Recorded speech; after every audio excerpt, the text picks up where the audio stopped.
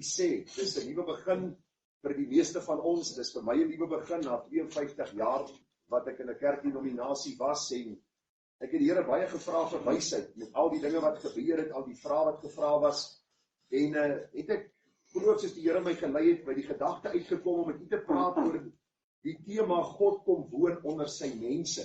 God kom woon onder sy mense en ek gaan so 'n bietjie 'n studie met u doen van die Ou Testament tot waar ons vandag is en vir u wys hoe dit verander het dat God nie net onder sy mense kom woon nie, maar nou deur sy Gees in ons kom woon. Met die doel om ons te heilig, om ons te verander, om meer te word soos Christus. So, kom ons lees saam uit Eksodus 25 en ek wil maar vra, ek het glad nie 'n horlosie naby my nie. As iemand vir my net aanleiding kan gee wat die tyd is op 'n stadium, as ek hier by 12 uur raak, asseblief sê vir my en dan kan ons begin stop. Kom ons lees Eksodus 25, ons lees die eerste 8 verse. Toe die Here met Moses gespreek en gesê, sê aan die kinders van Israel, dat hulle aan my 'n offergawe moet bring. Van elkeen wie se hart hom aandrywe, moet julle my offergawe bring. 'n Baie mooi gesindheid. Ons moet in ons hart gedrywe word om vir God iets te doen en vir God iets te gee. Vers 3.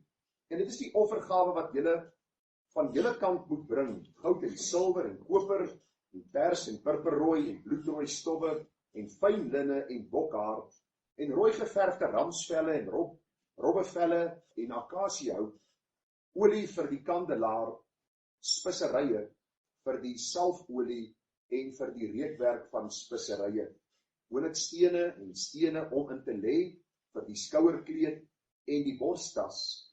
Ook moet hulle vir my 'n heiligdom maak, dat ek in hulle midde kan woon. Volgens alles wat ek jou laat sien, die voorbeeld van die tabernakel en die voorbeeld van alles wat daarby behoort, so moet julle dit maak. Ons lees dit tot sover uit God se woord. As u by die huis kom, gaan lees deur die hoofstuk in Eksodus 25 en u sal sien hoe die Here vir Moses, nadat hy uitgetrek het uit Egipte land, hierdie wonderlike dinge geleer het, hoe hulle ook dan moes voorberei het, hoe om hom te aanbid en dan ook nader na hom te kom. En ek wil vanmôre met u praat, u afgelei seker uit vers 8, oor die gedagte, ook moet hulle vir my 'n heiligdom maak, dat ek in hulle midde kan woon. Die tema vanmôre dan, God kom woon onder sy mense. God kom woon onder sy mense. Nou vriende, ons weet volgens die Bybel dat die Here red mense uit elke nasie, taal, volk en stam. Reg oor die wêreld is daar mense wat vanmôre bymekaar kom in die naam van die Here en hulle bely dat hulle die Here Jesus as verlosser en saligmaker aangeneem het, dat hy hulle kom red het uit genade, dat hulle deel van sy kudde en deel van sy koninkryk geword het. En die Bybel leer vir ons baie duidelik dat God 'n besondere belang het by sy kerk. Hy het 'n besondere belang by sy mense en hy het 'n besondere belang by hulle wat aan hom behoort. Ek het so 'n bietjie 'n studie gaan doen deur die Ou Testament om te kyk hoe die Here in die verlede gewerk het, hoe die Here heiliglik werk en hoe dit in die toekoms sal wees. En ek glo u sal ook na die tyd met hierdie selfde opgewondenheid na u huis beweeg om te weet dat die God van die Ou Testament is die God van die Nuwe Testament, is die een wat ons verwag, die een wat ons vir ewig by sal wees. Nou toe ek hierdie studie gedoen het, het ek 'n paar verse raak gelees wat my gedagtes so bietjie geprikkel het en wil ek dit vanmôre ook aan u voorhou en dan sal ons bietjie van daar af bou op die boodskap van vanmôre.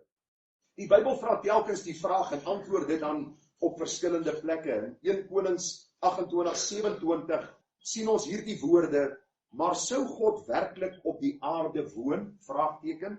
U sal onthou dit was by die inwyding van die tempel het hierdie vraag gekom, maar sou God werklik op die aarde woon? Kyk die hemel. Ja, die hoogste hemel kan u nie bevat nie. Hoeveel minder hierdie huis wat ek gebou het. En as u gaan lees wat sy huis Salomo vir die Here gebou het en al die goud en al hierdie kosbare edelgesteentes wat in hierdie huis ingebou is, kom Salomo en hy sê selfs hierdie besondere plek is eintlik te gering vir 'n God, soos die God van die Bybel, die skepper van hemel en aarde. In Jesaja 66 vers 1 en 2 lees ons, so sê die Here, die hemel is my troon en die aarde die voetbank van my voete. Waar is dan die huis wat julle vir my sal bou? En waar die plek wat my rusplek sal wees? Want my hand het al hierdie dinge gemaak en so dit alles ontstaan, spreek die Here. Ek het hier in my notas geskryf, vriende, die probleem van ons tyd vandag is, dat mense meer gesteld is op die plek van aanbidding, as oor die een wat aanbid moet word.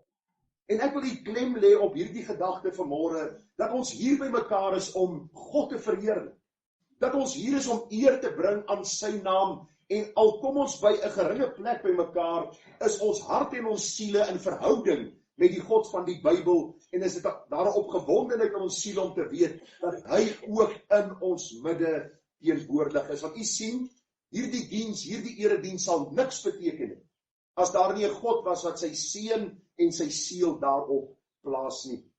In die Nuwe Testament lees ons dieselfde gedagte, en dit word eintlik uit die Ou Testament maar aangehaal hier in Handelinge 7, maar die Allerhoogste woon nie in tempels wat met hande gemaak is nie, soos die profeet sê, die hemel is my troon en die aarde die voetbank van my voete.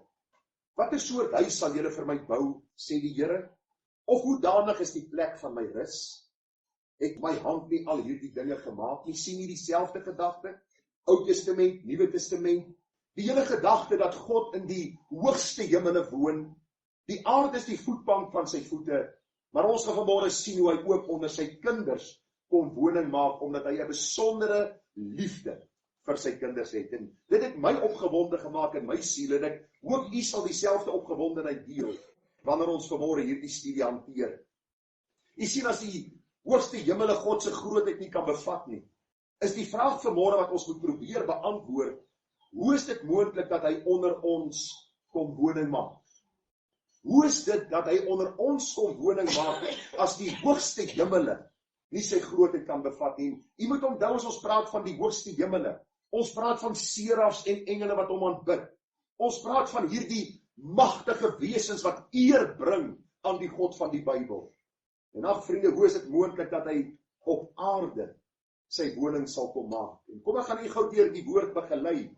Ons lees in Genesis, en ek gaan 'n baie vinnige studie doen, en dan wil ek uitkom by die klimaks van vandag. Hoe woon God vandag op aarde, en wat is God se werking vandag in die lewe van sy kerk, en hoe kan ons daarop bou vir die toekoms wat voorlê? Nou in Genesis lees ons dat die Here met die mens gewandel het. Nou ek wonder of u al gewonder het oor die gedagte, hoe dit was dat God saam met sy mense gewandel het. Op 'n manier was God sigbaar gewees, dat hy saam met Adam en Eva dan ook in die tuin gewandel het, volgens Genesis 3 vers 8, en daar staan, en hulle die stem van die Here God gehoor, terwyl hy wandel in die tuin in die aandwyntjie. Ons lees daar in Genesis 5:24, en Henog het met God gewandel, en hy was daar nie meer nie, want God het hom weggeneem. Ons lees daar in Genesis 6 vers 9, dit is die geskiedenis van Noag. Noag was 'n regverdige, opregte man onder sy tydgenote. Noag het met God gewandel. Nou, die groot prediker A.W. Tozer het geskryf, en hy sê, the goal of every Christian should be to live in a state of unbroken worship. Dit beteken om met God te wandel, om in 'n staat te leef van onafgebroke gemeenskap met God. Met ander woorde, die Here is nie net iemand wat vanmôre in my binnekamer my ontmoet, daar hou ek my stilte tyd, as ek klaar is, gaan ek uit, ek leef deur die dag, ek maak wat ek wil, ek doen wat ek wil, en môreoggend sal ek die Here weer daar in die studeerkamer kry. Die gedagte is, as God met sy mense gewandel het, was dit om sy teenwoordigheid aan hulle te bevestig, 24 ure 'n dag, 7 dae 'n week, 365 dae in 'n jaar. Ons lees van Abraham, en die Bybel sê in Genesis 17:1, toe Abraham 99 jaar oud was, het die Here aan Abraham verskyn en vir hom gesê, ek is God, die Almagtige, wandel voor my aangesig, dan sal jy opreg wees. God wandel met die mens. Wat doen Abraham? Abraham wandel met God. En ek wil vir u sê, dis die kosbaarheid van die Christelike geloof. Ons aanbid nie 'n afgod wat dood is nie. Ons buig nie by iemand se standbeeld of by een of ander standbeeld van iemand wat geleef het, en ons vat daar aan en is eintlik iets koud en iets doods nie. Ons lewe in 'n verhouding met 'n lewende God, wat deur sy gees in ons woon. Hy het gewandel met hierdie man Henog, met Noag, met Adam en Eva, en so het Abraham dan ook gewandel met die Here. Nou gaan ons gou 'n bietjie vorentoe daar na die berg Sinai. Jy onthou die volk beland in Egipte, hulle is daar slawe, die Here lei hulle uit met 'n besondere kragtige hand. En die Bybel sê vir ons dat die Here die opdrag gee om 'n tabernakel te bou met die ark van die verbond, wat sy teenwoordigheid sal kom vestig. Ons lees daar in Eksodus 25:8 wat ons vanmôre gelees het. Ook moet hulle vir my 'n heiligdom maak, dat ek in hulle midde kan woon. Baie interessant. Aan die begin het ons gelees dat die hoogste hemele God nie kan bevat nie, en die Here sê vir Moses, bou vir my 'n heiligdom, dat ek by julle kan woon. Luister, dis God se inisiatief om by die mens te kom woon. Ons het nie God uitgedink nie. Lyk my die meeste mense in kerke dink dat ons op 'n goeie dag besluit het, daar is 'n God en ons sal hom nooi om by ons te kom woning maak. Die Bybel sê, hy gee ons die opdrag, dat hy by ons wil kom woning maak, en hy doen dit op 'n baie besondere en 'n baie spesifieke manier. Eksodus 29:45. En ek sal onder die kinders van Israel woon en vir hulle God wees. En hulle sal weet dat ek die Here hulle God is, wat hulle uit Egipte land uitgelei het om in hulle midde te woon. Ek is die Here hulle God. Is dit nie vir u besonder om te dink daaraan, dat hierdie volk die Here op 'n baie besondere manier gesien het?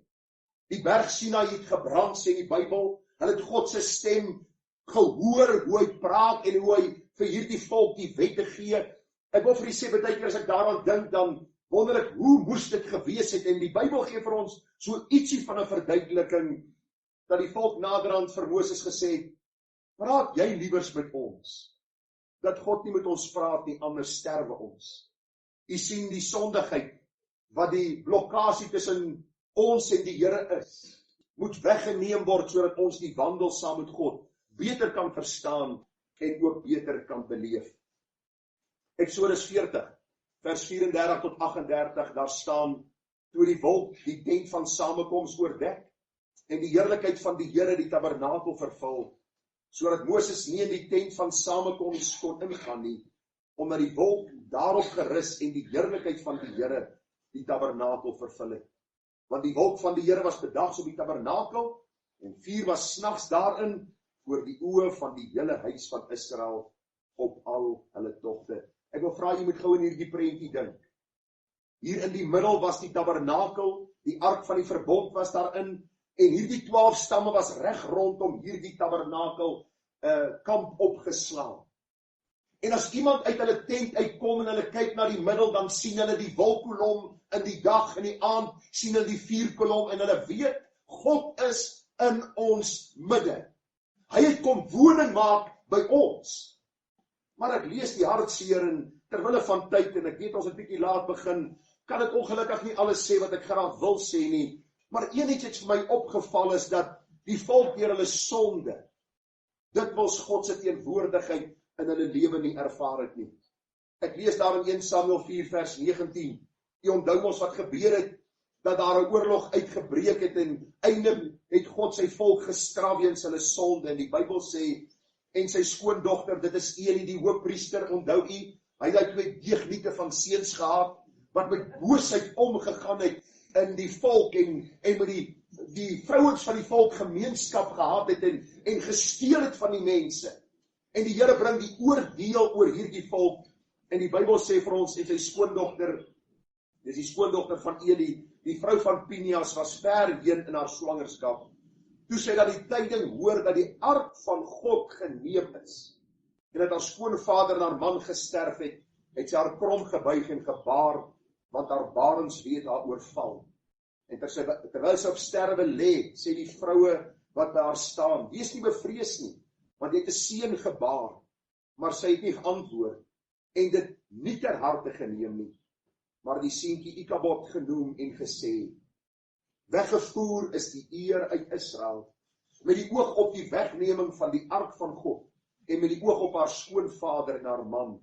En sy het gesê, weggevoer is die eer uit Israel, omdat die ark van God geneem is. Ek wil vir u sê, dis aangrypende woorde as 'n mens dit lees. Hierdie vrou wat getroud was met hierdie man Pinias, wat sy vader die hoofpriester was, het gesien en beleef hoe hierdie heilige manne van God teen God gesondig het. En wat doen God? Hy onttrek sy teenwoordigheid deurdat die ark van die verbond geneem word, en die volk moes besef dat ons kan nie God en sonde saam dien nie. Daar bestaan nie iets dat jy met jou voet in die wêreld kan leef en jou voet in God se teenwoordigheid en dink hy is tevrede daarmee nie. God is 'n jaloerse God. Hy vereis absolute toewyding en luister. Hy wil by jou kom woning maak deur sy Gees. En ons sal sien hoe hierdie hele storie omvou, soos ons dan ook na die Nuwe Testament beweeg. Ons lees later uit Salomo vir die Here 'n tempel gebou. Onthou van die tabernakel na die tempel, hierdie pragtige plek. En die Bybel sê in 1 Konings 8 vers 10. En toe die priesters uit die heiligdom uitgaan, het die wolk die huis van die Here vervul. En die priesters kon vanweë die wolk nie staan om diens te doen nie, want die heerlikheid van die Here die huis van die Here vervul. Toe het Salomo gesê, die Here het gesê dat hy in donkerheid wil woon, verseker het ek vir u 'n woonhuis gebou, 'n vaste plek vir u, om ewig in te woon. Daarop draai die koning sy aangesig om en seën die hele vergadering van Israel, terwyl die hele vergadering van Israel staan. En hy sê, geloof sy die Here, die God van Israel, wie se hand volbring het wat sy mond met my vader Dawid gespreek en gesê, van die dag af dat ek my volk Israel uit Egipte uitgelei het, het ek geen stad verkies uit al die stamme van Israel om 'n huis te bou, dat my naam daar sou wees nie, maar ek het Dawid verkies om oor my volk Israel te wees. Die Here wandel in die tuin saam met Adam en Eva. Ons lees van Noag, ons lees van Abraham, ons lees van Henog, ons sien later die tabernakel, nou sien ons die tempel. God se heerlikheid daal sigbaar neer en die Bybel sê vir ons dat hierdie heerlikheid so sigbaar was dat die volk in aanbidding voor die Here neergeval het. Wat doen die volk? Hulle is sondig. U sien, u en my hart is geneig tot sonde. U moet tog nie glo dat u op 'n stadium in u lewe gaan kom waar u van geen sonde bewus is nie. Daar is nie so iets soos sondelose volmaaktheid in hierdie lewe nie. My en jou stryd is met sonde binne in ons, wat buitekant wil manifesteer, wat ons verhouding met God dan ook skade aandoen. Hoor wat gebeur, Esegiel beskryf dit vir ons eindelik met prentjies, dat ons kan sien hoe God se teenwoordigheid wegbeweeg uit Israel uit. Ek lees gou vir Esegiel 9:3. En die heerlikheid van die God van Israel het opgestyg van die gere, waar dit op was na die drempel van die huis toe.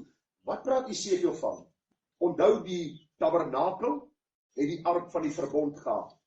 Bo op die ark van die verbond was 2 gerubs, wat se vlerke na mekaar gesprei was en aan mekaar geraak het. En God se teenwoordigheid was op hierdie ark van die verbond. Later by die tempel was die ark van die verbond op dieselfde manier in die allerheiligste geplaas, God se teenwoordigheid daar. Nou probeer Esegiel vir hulle verduidelik.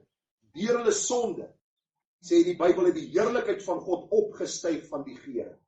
Opgestyg van hierdie ark van die verbond, wegbeweeg van hierdie plek wat God vir hom gekies het, om met sy volk dan ook te praat en te deel. Nou lees ons daar in Esegiel 10 vers 18, en die heerlikheid van die Here het van die drempel van die huis af weggetrek, en bo die gerubs gaan staan.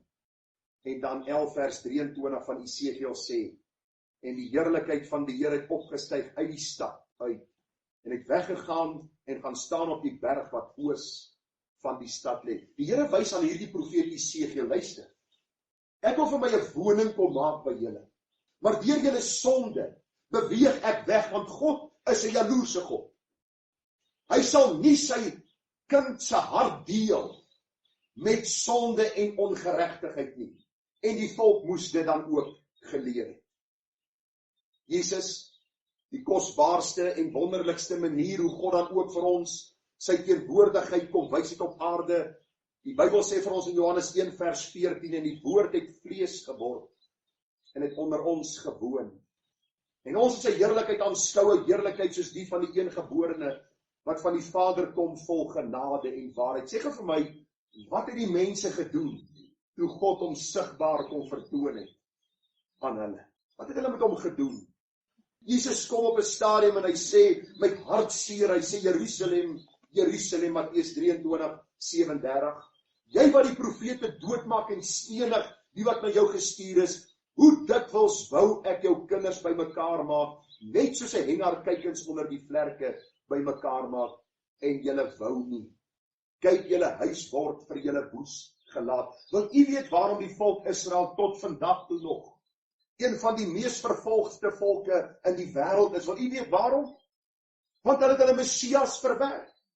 Hulle het hom wat God bepaal en beskik het, wat sou kom om hulle te red, het hulle verwerp, omdat hulle sonde liewer het, as wat hulle God het. Hoor wat roep hulle uit in Lukas 23 vers 18. Maar die hele menigte skree en sê, weg met hom, en laat vir ons Barabbas los. Daarop spreek Pilatus hulle weer toe, omdat hy Jesus wou loslaat. Maar hulle het aangehou roep en sê, kruisig, kruisig hom. Ek wil hê jy moet die patroon begin sien.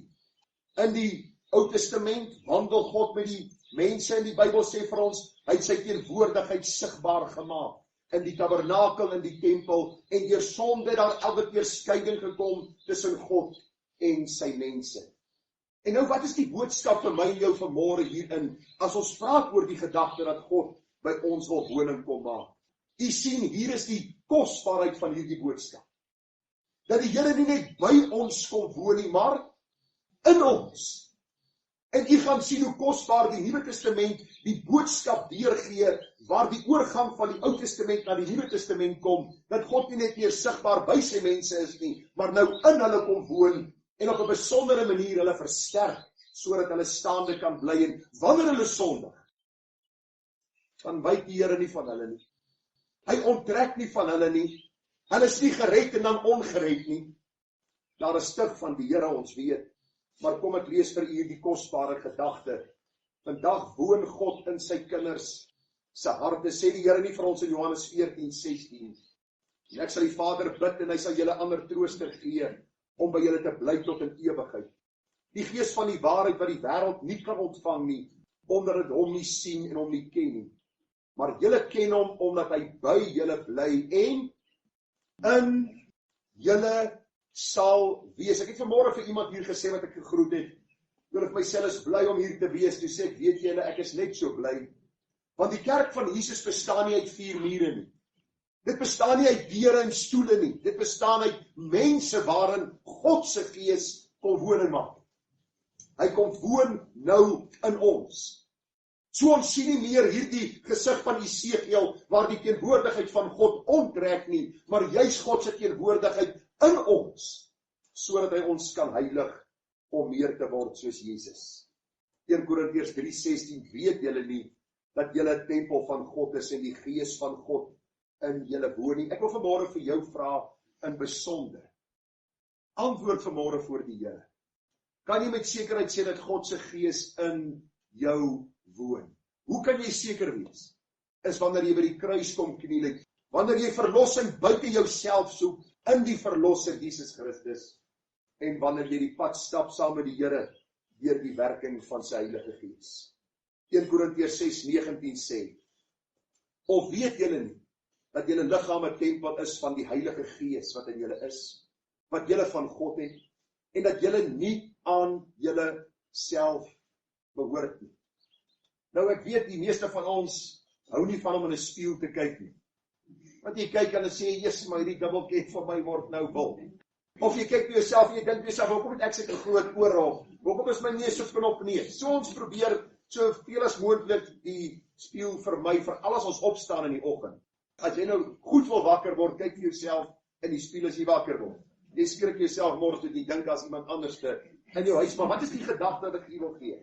As jy weer vanmiddag of vanaand of môreoggend in die spieël kyk, of jy ry jou kar en jy kyk in jou triespieël en jy sien jou gesig, sê vir jouself, Gerard Bekes, jy behoort nie meer aan jouself nie.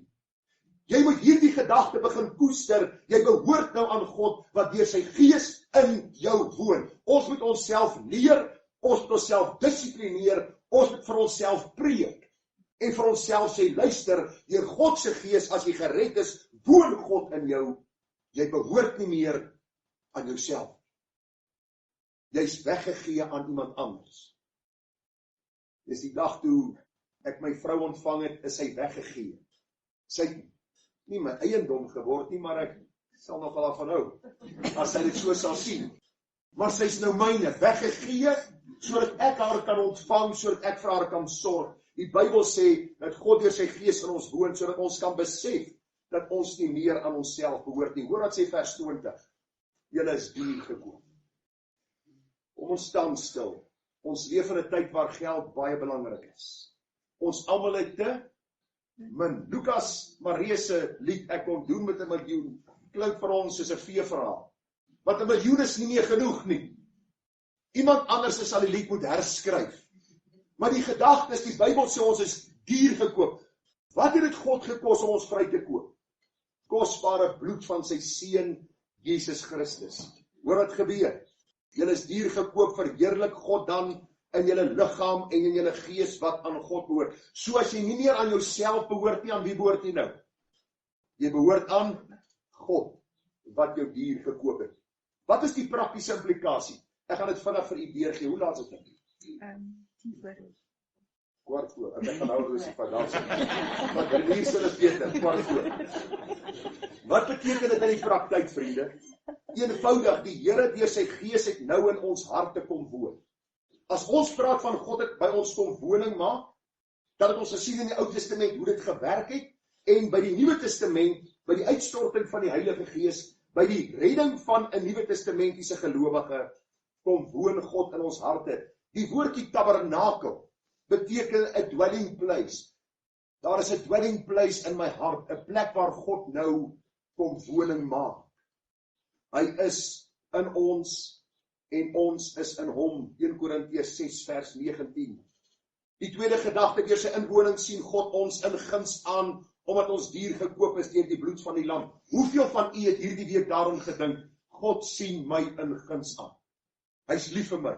Die meeste van u het hierdie week gedink, man, ek hoop nie die Here slaan my nou met 'n weerligstraal nie, want ek het nou weer kwaad geword vir daai teks, joh. Ek hoop nie as ek nou dood gaan ek hel toe nie. Ons lewe in 'n absolute vrees vir God, terwyl die Bybel vir ons sê, as ons gered is, het God in ons harte kom woning maak deur sy gees. God sien ons in Christus, en daarom sien hy ons in guns aan.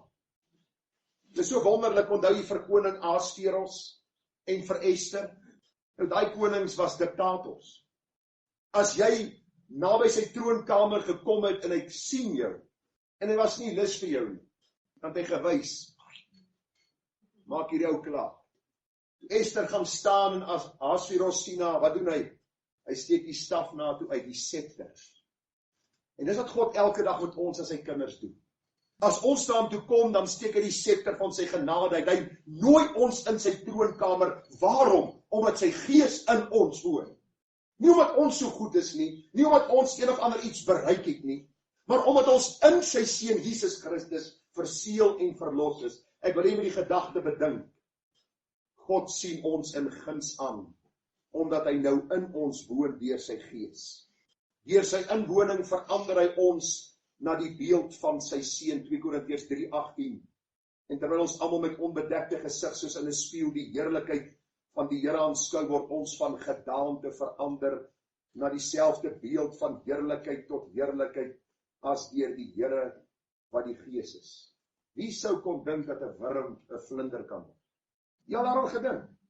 Deur die proses van gedaanteverandering, metamorfose. Ek wil jou vra en ek wil myself vra. Hoeveel van Jesus is al in ons lewens? Want u sien hy kom woon nie in ons, sodat ons kan eis van hom en kan toeëien wat ons wil hê en alles kan kry wat op aarde dit vir ons gemakliker sal maak nie. Hy kom woon deur sy gees in ons, sodat ons kan verander na sy beeld. Die beeld van sy seun. Wie was Jesus?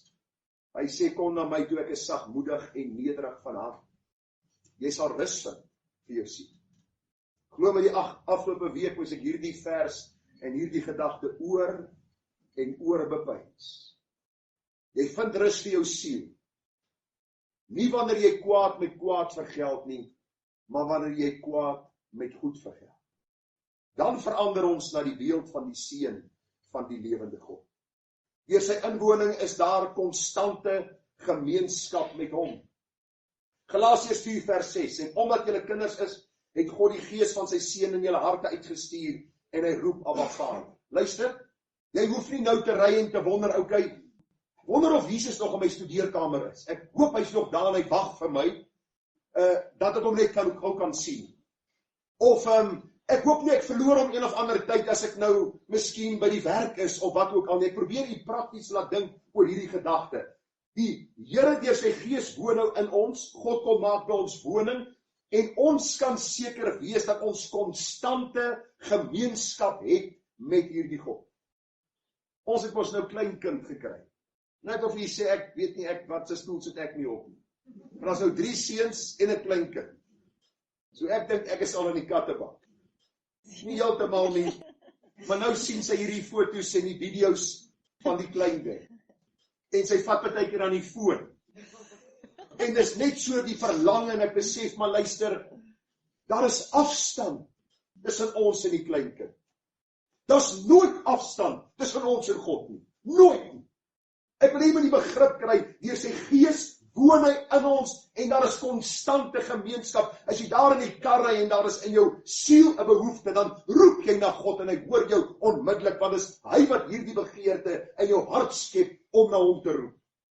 Ek wil hê jy moet sien die prominensie in die Christelike lewe is nie ek en jy nie, maar is die God wat in ons woon, wat in ons hierdie dinge werk, omdat hy konstant by ons woning maak. Jy al gewonder waarom u wil bid? Waarom u die Bybel wil lees? Waarom u met ander wil praat oor die Here? Dis sy Gees wat dit konstant in jou en my hart werk. Deur sy inwoning is ons nie meer slawe nie, maar vry mense. Luister, ek en jy word nie gebore met 'n vrye wil nie. Ons wil is gebonde aan sonde, sê die Bybel, nie ek nie. Nie Johannes Calvin nie. Die Bybel sê jou en my wil is gebonde aan sonde. Daarom as 'n kind so groot is, lieg hy. Glo my, ek het 3 groot gemaak. Jy sal hom iets vra, dan sal hy 'n leuen vertel. En as ek hom vra, waarom lieg jy, dan sê ek lieg nie. Dan lieg hy om hierdie leuen van hom te probeer, amper sê, verdedig. Dis wanneer God deur sy Gees ons wil aan sy wil onderwerf, dat ons 'n ware vrye wil kry. 'n Wil deur God se Gees om God se wil te doen. Want uit onsself kan ons dit nie doen. Daarom sê die Bybel, want julle het nie ontvang 'n gees van slawerny om weer te vrees nie, maar julle het ontvang die gees van aanneming tot kinders, deur wie ons roep Abba Vader. Het jy al gedink aan 'n slaaf? 'n Slaaf is nie vry nie. 'n Slaaf is gebonde tot sy meester. Slawe in daardie tyd was redelik hard behandel. En ons vader die duiwel, voor ons tot bekering gekom het, ons hart behandel. Jy het gedink sonde is wonderlik en daar's geweldige genieting in sonde, glo my. Jy kan getuig van die hartseer gevolge van sonde. Maar die dag as die Here ons kom red en ons wil kom onderwerp aan sy wil, dan word ons vry in Christus en nie meer slawe van sonde of van mense se opinie. Die 6de gedagte, deur sy inwoning weet ons dat ons sal volhard alles die stryd hoeveel. Man, kyk, baie keer kry ek pinkstervoete as ek hierdie goed lees. Want dan dink ek by myself, as die stryd vel is God se teenwoordigheid in my om my te bekragtig om dan die stryd deur te sien. En elkeen van u wat vanmôre hier sit, gaan deur een of ander stryd. Miskien groot, miskien klein. Miskien dink jy by jouself, my lewe is redelik gemaklik op die oomblik en dan gebeur daar môre iets en jy besef, luister, ek lewe in 'n gefalle wêreld en ek het nodig om God te vertrou, om my oop staande te hou. Luister, die Bybel sê, omdat ek juis hierop vertrou, hoor nou, dat hy, God, wat 'n goeie werk in my begin het, dat hy dit sal volëindig tot op die dag van Jesus Christus. Dis net deur God se inwoning dat ek kan weet, dat ek sal volhard tot die bitter einde toe. Deur sy inwoning weet ons dat ons God se seël en sekerheid ontvang het. Efesiërs 1:13, en wie julle ook nadat julle die woord van die ware, die evangelie van julle redding gehoor het, en wie julle nadat julle ook geglo het, verseël is met die Heilige Gees van die belofte, wat die onderpand is van ons erfdeel om sy eiendom te verlos tot lof van sy heerlikheid. Luister gou vanmôre, die meeste van u sukkel met sekerheid van saligheid. Die meeste van u. Hoe weet jy dit? Gerard, hoe weet jy dit? Want ek sukkel ook daarmee. Want jy sien, die ding is, as ons verkeerd doen, dan dink ons onmiddellik, hoe kan ek 'n kind van God wees? Hierdie gedeelte sê vir ons eenvoudig, deur sy inwoning weet ons dat hy ons sekerheid gee. Met ander woorde, ons sien hierdie absolute belofte wat waar is. En ons bou nie op gevoelens nie, ons bou nie op belewenis en ervaring nie, ons bou op die beloftes van God se woord. Luister, as jy twyfel, is daar een manier om jou twyfel op te los. Dis by die beloftes van God se woord. Ek het nie myself gered nie, hy het my gered. Ek gee nie vir myself sekerheid nie, hy gee my sekerheid. Wanneer ek sondig, sal die Here my daaroor korrigeer. Hy sal my uit sy woord wys en ek sal belydenis doen. As ek ander met my sonde, sal hy my tug as ek sy kind is. Dis die proses. So weet ek en so groei my sekerheid en ek word al hoe vaster en daar is 'n groter sekerheid. Ons praat van die objektiewe en die subjektiewe gedagte. Die objektiewe gedagte is God se belofte, die subjektiewe gedagte my ervaring. Luister, jou ervaring gaan jou nooit sekerheid gee nie, want ons sondig elke dag. As jy nie gaan bou op die beloftes van God se woord, wat sê sy gees het jou verseël, en daarom het jy sekerheid. Ek het dikwels die afgelope tyd vir die Here gesê, ek sal die hemel sien, net vir een rede. Dis omdat u in my plek aan die kruis die straf gedra het. Hoe weet ek dit? Die woord sê dit vir my, en ek bely met my mond dat hierdie God my verlosser is. Deur sy inwoning verseker hy ons dat ons nie die ewige oordeel en verdoemenis hoef te vrees nie. 1 Johannes 4:18, daar is geen vrees in die liefde nie, maar die volmaakte liefde dryf die vrees buite, want die vrees sluit straf in, en hy wat vrees het nie volmaak geword in die liefde. Wanneer jy vrees, word stil by die God wat sê, so lief het God die wêreld gehad. Dit is 'n eniggebore seun gegee het, sodat elkeen wat hulle geloof in hom stel, nie verlore sal gaan nie, maar die ewige lewe kan hê. Ek is amper klaar, ek moet vir u die kersie op die koek nou sit. Sien hierdie koek? Lekker gebak, hy kom uit, dis nie soos een wat ek gebak het vir my seun met sy verjaarsdag, wat plat was en toe my vrou die mes wil indruk, toe buig sy omtrent. Die mes nie. Lekker groot, Black Forest koek wat ons nou gebak het, nou moet ons 'n kersie boop sit. Hoor die kersie van hierdie boodskap. God en sy kinders se finale en ewige woonplek. Ons weet God woon in die hoogste hemele, hy maak van die aarde die voetbank van sy voete, hy kies om te wandel met sy mense, hy was by die tabernakel gewees, hy was by die tempel teenwoordig, Jesus het God aan ons geopenbaar, en nou deur sy gees woon hy in ons, maar ons ervaar nog nie hierdie volle belewenis van ons redding nie. Wanneer sal ons dit ervaar? Kom ek lees vir Esegiel 43 en so een versie of twee versies uit Openbaring. Onthou Esegiel het gesien hoe God se heerlikheid wegbeweeg. Hoor dit staan in Esegiel 43:1. Toe het hy my gelei na die poort wat na die ooste kyk, en kyk, die heerlikheid van die God van Israel het van die ooste kant af gekom, en die geruis daarvan was soos die geruis van baie waters, en die aarde het geglans van sy heerlikheid. Probeer hierdie gesig indink wat Esegiel gesien het, en die gesig wat ek gesien het, het gelyk soos die gesig wat ek gesien het by my koms om die stad te verwoes, en dit was gesigte soos die gesig wat ek gesien het by die Kebar rivier, en ek het op my aangesig geval, en die heerlikheid van die Here het in die huis ingetrek, deur die poort, waarvan die voorkant na die ooste lê, en die Gees het my opgeneem, en my in die binneste voorhof gebring, en kyk, die heerlikheid van die Here het die huis vervul. Wat sien Esegiel? Hy sien die herstel van Israel. Hy sien die feit dat God by hulle kom woning maak. Hulle is God se uitverkore volk. God sal vir ewig by hulle woon. Ons sal 'n bietjie praat volgende week of die week daarna oor die 144 getuies of 1000 getuies in Openbaring 7. Wat ek wou preek vanmôre, maar u weet hoekom ek dit nie preek nie. Maar kom ons kom by die laaste gedagte. Matteus 25:34. Dan sal die koning vir die wat aan sy regterhand is sê, kom julle geseëndes van my Vader, berg die koninkryk wat vir julle berei is van die grondlegging van die wêreld af. Kind van God, ek wil jou aanmoedig. Hou moed. Ek pleit by jou, moenie dat sonde en moedeloosheid en stryd jou nou wegtrek van die Here nie. Die ewige teenwoordigheid van God sal sigbaar wees. Ons geloof sal oorgaan in aanskoue. Ek wil jou vra volhard in die geloof. Moenie nou moedeloos word nie. Daar gaan 'n dag aanbreek dat die Here vir jou sal sê, gaan in hierdie ewige koninkryk wat ek vir jou berei het. En vir ewig sal ons God sy heerlikheid aanskou. Openbaring 22:27. En daarin sal nie inkom iets wat verontreinig en gruwelikheid en leuns doen nie, maar net die wat geskryf is in die boek van die lewe van die Lam. Dis die hoogtepunt van God se teenwoordigheid. Sy kom woning maak by ons, wanneer ons hom in sy heerlikheid sal sien. Ek sluit af, ons het vanmôre gekyk na die tema God kom woon onder sy mense. Vieges in die Ou Testament sien ons hoe God wandel onder sy mense, hoe homself sigbaar gemaak het deur die vuur en wolkkolom, as ook die tabernakel en die ark van die verbond. Dikwels het die volk die gemeenskap met God verloor weens sonde tot hulle eie nadeel en pyn. Vandag woon God in ons deur sy Gees. Hy kom tabernakel, 'n dwelling place.